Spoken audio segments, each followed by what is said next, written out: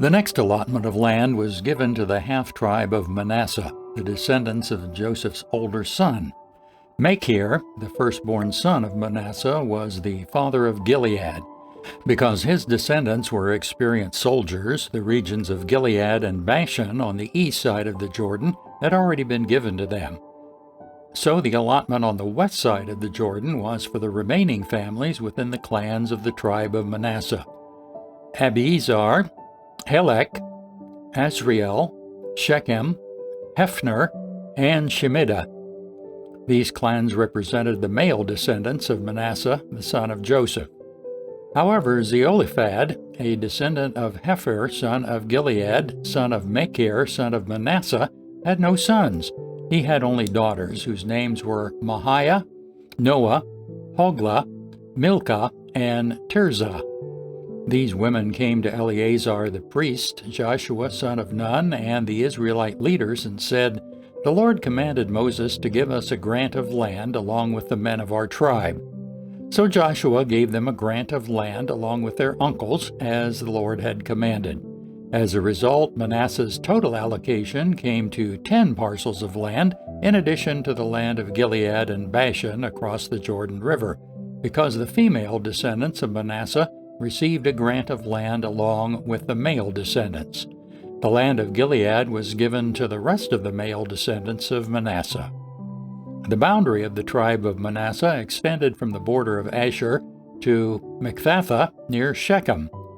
Then the boundary went south from Machphathah to the settlement near the spring of Tappuah. The land surrounding Tappuah belonged to Manasseh, but the town of Tappuah itself, on the border of Manasseh's territory, belonged to the tribe of Ephraim. From the spring of Tappuah, the boundary of Manasseh followed the Kenah River to the Mediterranean Sea. Several towns south of the ravine were inside Manasseh's territory, but they actually belonged to the tribe of Ephraim. In general, however, the land south of the ravine belonged to Ephraim, and the land north of the ravine belonged to Manasseh. Manasseh's boundary ran along the northern side of the ravine and ended at the Mediterranean Sea. North of Manasseh was the territory of Asher, and to the east was the territory of Issachar.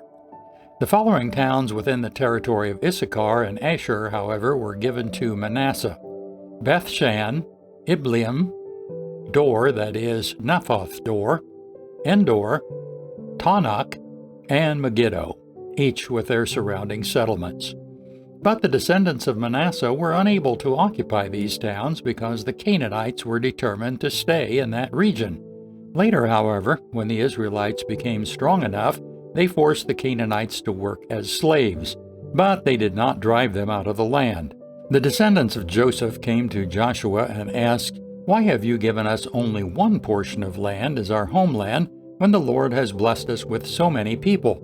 Joshua replied, "If there are so many of you, and if the hill country of Ephraim is not large enough for you, clear out land for yourselves in the forest where the Perizzites and Rephaites live."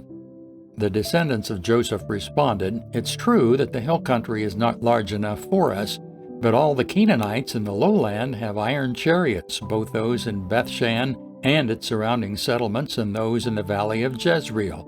They're too strong for us." Then Joshua said to the tribes of Ephraim and Manasseh, the descendants of Joseph, "Since you are so large and strong, you will be given more than one portion. The forests of the hill country will be yours as well. Clear as much of the land as you wish, and take possession of its farthest corners, and you will drive out the Canaanites from the valleys too, even though they are strong and have iron chariots."